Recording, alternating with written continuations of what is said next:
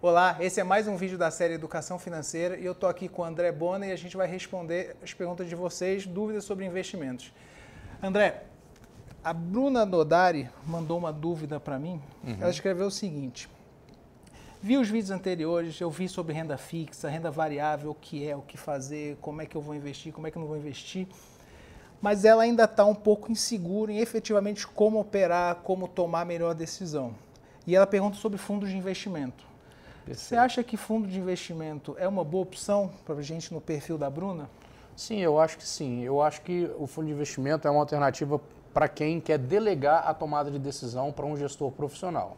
Então, por exemplo, ela viu lá no vídeo anterior, a Bruna, né, viu sobre os investimentos em renda fixa, que a gente falou, e a gente falou um monte de coisa ali, CDB pré, CDB pós, com IPCA, muita coisa, tesouro, debêntures, uma série de coisas. Então, aquilo ali, às vezes, no investidor iniciante pode causar muita dúvida. Então, o que esse investidor pode fazer, em vez de ele tomar a decisão de qual título ele vai comprar, ele pode delegar isso para um gestor profissional. E quando ele investe via fundos de investimento, é isso que acontece. Então, ao invés de comprar diretamente um investimento, um título, ele coloca o dinheiro num fundo e com o dinheiro de todos os investidores, um gestor profissional vai lá e faz a seleção dos ativos que vão compor a carteira do fundo e adquire.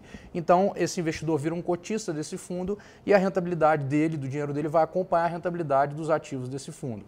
Então, é uma forma interessante para o investidor ter uma gestão profissional, é uma forma interessante para você ter uma grande diversificação, porque às vezes você tem um montante que é inicial e você não conseguiria ter tanta diversificação, e fazer o posicionamento de uma maneira mais simplificada no mercado. Então, isso facilita. Então, o fundo nada mais é do que isso, é delegar para um terceiro a tomar a decisão. Você está contratando um serviço. Contratando um serviço. Então, aí você pode ter um fundo de renda fixa. Nós fizemos um outro conteúdo sobre renda variável. Então, poxa, menos ainda, vamos supor que a Bruna fala, eu também gostaria de ter ações, mas menos confortável eu estou ainda para escolher ações.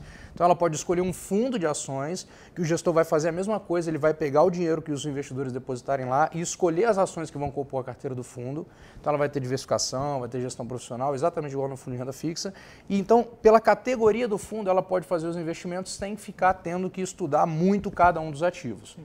E existe uma terceira categoria de fundo, que é o fundo multimercado, que ele mistura dentro de uma mesma carteira de fundo, tanto investimentos de renda fixa, ativos de renda fixa, quanto ativos de renda variável.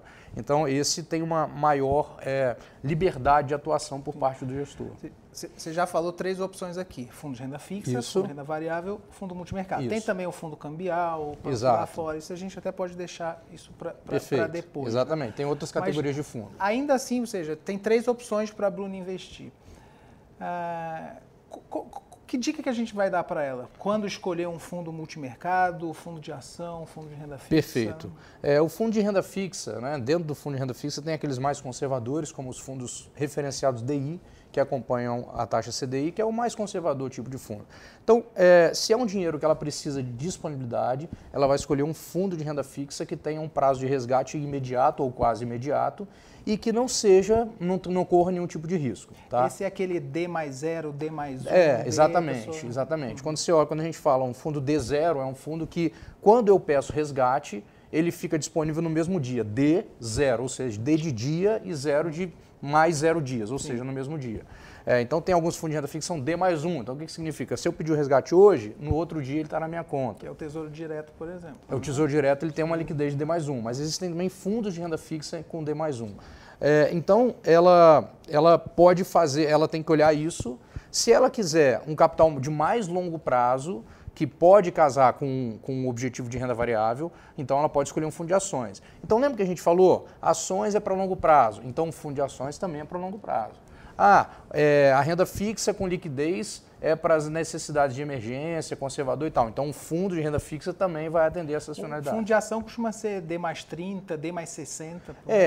Tem esses fundos, mas também tem fundos de ações com liquidez D mais 4, assim. Só que o normal é que mesmo que um fundo de ações seja D mais 4, D mais 3, D mais 5, é importante que o investimento nele seja feito com a cabeça de longo prazo. entendeu? Então, se é um dinheiro que a Bruna pode precisar com velocidade, eu posso precisar para pagar uma despesa, para uma urgência, ela não deve optar por um fundo de ação. É bom deixar aquele fundo de emergência, fundo de reserva, para um fundo de renda fixa. Para um fundo de renda fixa, né? com alta liquidez, exatamente. E qual é os cuidados que a Perfeito. Bruna precisa tomar na hora de escolher qual fundo, né? Ou seja, como todo mercado tem algumas armadilhas. Exato. Né? Então, a primeira coisa que ela deve ter em mente é o seguinte: quando a gente contrata esse serviço, ou seja, quando a gente investe no fundo que vai ter um gestor que vai tomar conta desse dinheiro, e o nosso dinheiro está ali no meio, a gente vai ter um custo, que é uma taxa de administração. Então, essa taxa de administração ela precisa ser compatível com o nível de complexidade de administração daquele fundo. Isso significa que num fundo de renda fixa ou num fundo de renda fixa DI, que são os mais conservadores, de liquidez imediata, se você encontrar uma taxa de administração de um fundo desse na casa de 0,3%, 0,4%, 0,5% ao ano, é ok, é adequado. O que a Bruna tem que ter cuidado é que muitas vezes, se ela, por exemplo, investe no banco de varejo, é que ela vai achar fundos assim com taxa de administração de 1,5%, de 2% e 3%. 4%, né? Saiu na imprensa recentemente. Exatamente. Né? E isso vai penalizar muito a rentabilidade dela. Então, esse é um problema. Então, a taxa de administração tem que ser compatível com o tipo de fundo. Fundos de renda fixa, fundos DI, fundos de renda fixa, eu entendo que até 0,5% ao ano é ok. Fundos de ações, por ter mais complexidade, o que existe no mercado é o aceitável até uma taxa de administração de até 2% ao ano. Existem alguns fundos excepcionais que podem ir lá a 3% ao ano, mas por volta de 2% é compatível. Agora, não pode ser 4%, não pode ser 5%, entendeu? É incompatível, é um custo caro, é um fundo com um preço de gestão caro. Então, ela não pode fazer isso porque isso vai impactar na rentabilidade. Isso até o brinco é como se a pessoa estivesse fazendo uma caridade para o gerente do banco. Né? É uma transferência de renda para o gerente do banco. Está ajudando o gerente a cumprir a meta dele. Né? Na verdade, esses fundos que têm taxas elevadas, eles só têm porque as pessoas que investem neles não têm a informação.